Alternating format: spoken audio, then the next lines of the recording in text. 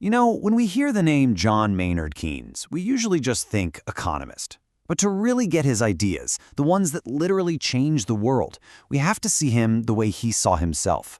As a philosopher, maybe even a crusader, whose entire life was a high-stakes battle to pull civilization back from the brink. So, get this. A reporter asks Keynes if there's ever been anything like the Great Depression before.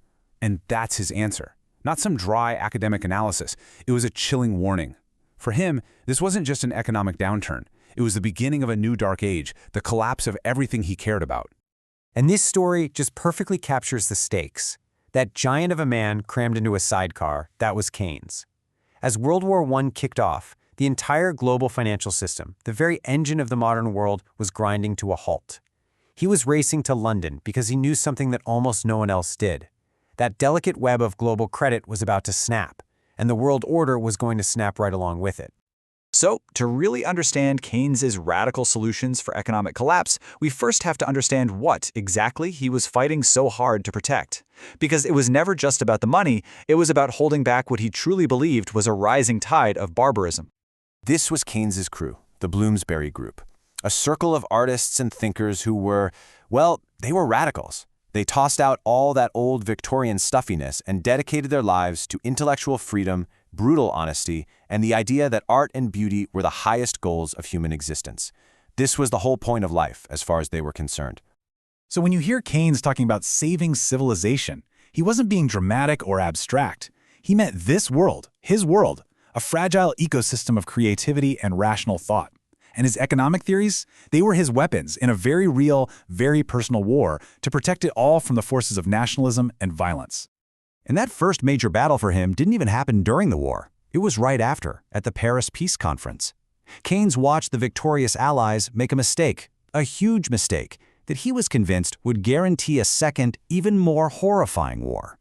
This was his number. After doing the math, really digging into Germany's finances, Keynes figured £2 billion was the absolute maximum they could pay in war reparations without being completely and utterly ruined. It was a practical, logical figure, not an emotional one. And the contrast here is just, wow. Keynes' plan was all about the future. Rebuild Germany, make it a stable trading partner, and secure the peace. But the actual Versailles Treaty? It was all about revenge. It slapped Germany with these insane open-ended debts. They even threw in the pensions for Allied soldiers, which was guaranteed to humiliate and bankrupt the country, creating the perfect breeding ground for extremism. This quote just sums up his whole argument. It's not about being nice to Germany, it's about being smart. He's saying, look, ruining your debtor is just terrible business. And in this case, it was catastrophic foreign policy. You can't get blood from a stone, and you can't get reparations from a ruined nation. He just couldn't be a part of it. Keynes walked out, resigned, right there from the British delegation. He then poured all his anger and frustration into a book that became an international bestseller. In it, he laid out step by step exactly why this treaty was a recipe for another world war. And the tragedy is, he was 100% right. And that financial disaster he predicted? Well, it arrived, right on schedule. The Great Depression was Keynes's nightmare come to life. The Dark Ages he had warned about were no longer a metaphor, they were here. And the old economic rulebook had absolutely no answers. Okay, so the conventional wisdom back then was something called laissez-faire, which is basically French for leave it alone. The thinking was that the economy is this perfect self-healing machine. If there's a problem, like massive unemployment, you just wait. The machine will eventually fix itself. Whatever you do, don't let the government meddle with it. But Keynes looked around and saw pretty clearly that this machine was not fixing itself. He realized the problem wasn't mechanical, it was psychological. A crisis creates fear. And when people are scared, they stop spending. When businesses are uncertain, they stop investing. And this inaction creates a vicious cycle, a death spiral. His radical solution? If the private sector is too terrified to act, then the government has to step in. It has to become the spender of last resort to break that cycle of fear. And this is his most legendary comeback to the establishment. What good is a theory that only works in the long run? People are suffering now. He's basically shouting, telling us the ocean will be flat again after the storm is completely useless when we're all drowning during the storm. The point was to act, to address the immediate human crisis. So, Armed with this revolutionary new theory, and after being proven right in the most devastating way imaginable, Keynes got one last chance. After the Second World War, he went to a place called Bretton Woods to literally build a new world from the ashes of the old one. I mean, what an incredible full-circle moment.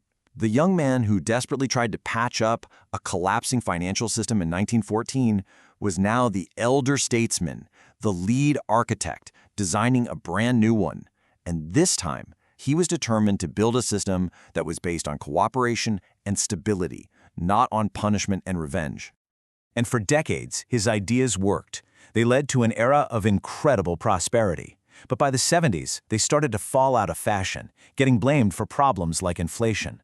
Then, in the 80s, free market ideas really took over. It seemed like Keynes was a thing of the past. And then 2008 happened.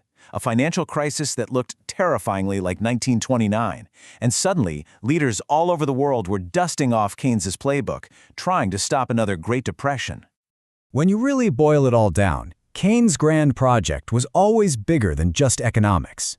He believed that the wild swings of pure, unchecked capitalism were just too dangerous. They created misery and fear, and that fear is what opens the door for dictators. His big idea was to manage capitalism, to use the power of a democratic government to create stability, and in doing so, to save civilization itself. So for Keynes, economics was never some cold, abstract science. It was a moral tool, a weapon even, to build a world where things like art and reason and freedom could actually survive and thrive. His entire life was proof that ideas have the power to shape history, especially in times of crisis. And that leaves us with a pretty big question for our own turbulent times, doesn't it? When we face our own crises, what ideas are we going to choose?